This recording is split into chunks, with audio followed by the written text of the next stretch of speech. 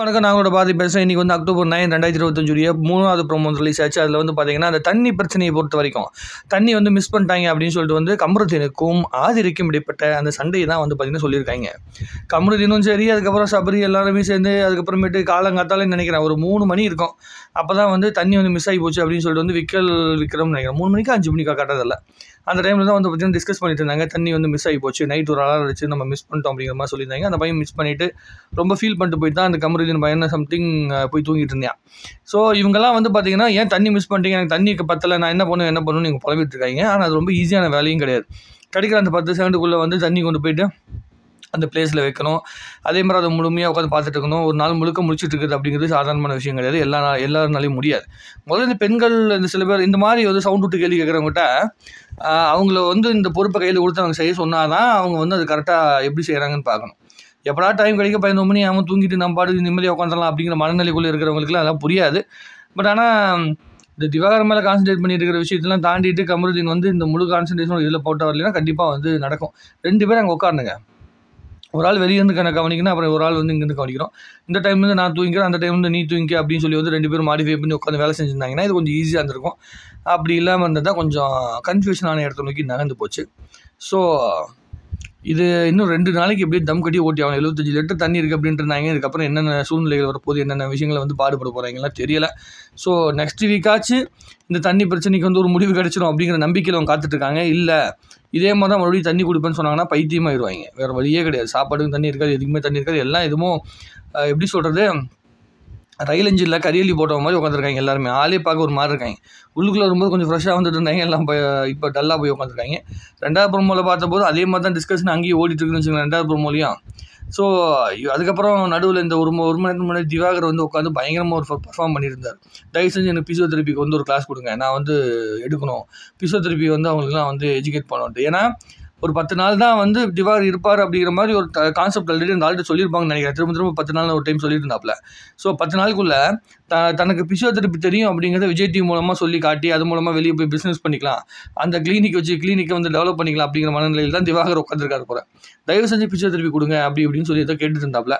அப்புறம் வந்து உடம்பு வேறு குறைஞ்சிட்டாரா. நான் வரும்போது எனக்குலாம் சைடில் வந்து நிறைய வந்து சதையில் இருக்குது, இப்போ வந்து பார்த்தீங்கன்னா கம்மியாயிடுச்சு அப்படின்னு சொல்லி வந்து அதை ஒரு ஃபீலிங்காக சொல்லியிருக்காரு. ஃபிட் ஆகிட்டு போ அப்படின்னு சொல்லிட்டு சொல்லியிருக்காப்புல. என்னென்னமோ பேசிட்டு இருக்காப்புல. அது வந்து ஒரு ஆர்டிஃபிஷியலான ஒரு இதாக இருந்தால் கூட அந்த ஆள் வேறு ஆப்ஷன் இல்லை. உள்ளுக்குள்ளே இருக்கவங்களாம் யாருமே வந்து பார்த்திங்கன்னா பதில் சொல்கிறாங்களே பேசினா. அதனால் வந்து இவர் வந்து கேமராவை மட்டும் பார்த்துட்டு பேசிட்டு கிடக்கிறாப்புல.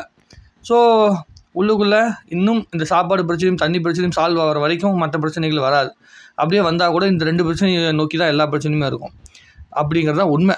நீங்கள் என்ன தான் உட்காந்து முக்கியமானக்கு பண்ணிக்கிட்டு இருந்தாலுமே சாட்டர்டே சண்டே தாண்டின பிறகு மண்டேலேருந்து இவங்களுக்கு வந்து தண்ணி வந்து ஃப்ரீயாக கொடுத்துடணும், அப்படி நல்ல மனநிலையில் கொடுத்தா மட்டும்தான் சர்வே பண்ண முடியுங்கிறது தான் எங்கள் விஷயமே. இன்னொரு மேட்டர் என்னென்னா,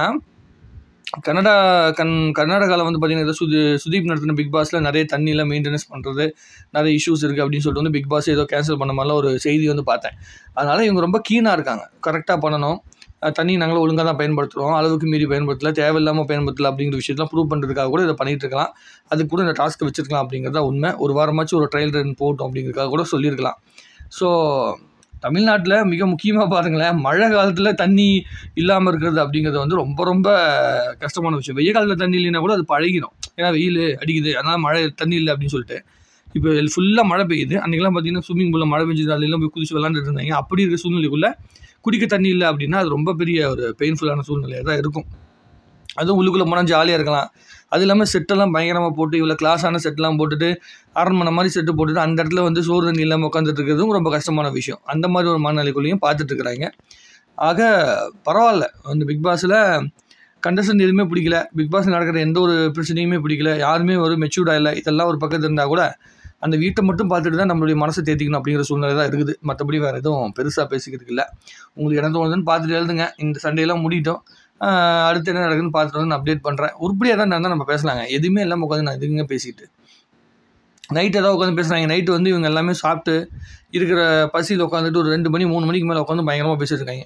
2-3 மணிக்கு மேலே உட்காந்து உலக நாயெல்லாம் நடக்குது, அதை தான் வந்து ஷேர் பண்ணிட்டு இருக்கிறாங்க. அவங்களுக்குள்ள என்னென்ன மனநிலை இருக்குது, யாரை பற்றி என்ன நினைக்கிறாங்க அப்படிலாம் நைட்டு 1 மணி 2 மணிக்கு மேலே பேசிகிட்டு இருந்தாங்க. ஸோ அந்த மாதிரி ஏதாவது கண்டென்ட் கிடச்சா தான் உண்டு. இப்போதைக்கு வேறு எதுவும் பெருசாக கண்டென்ட் கிடையாது.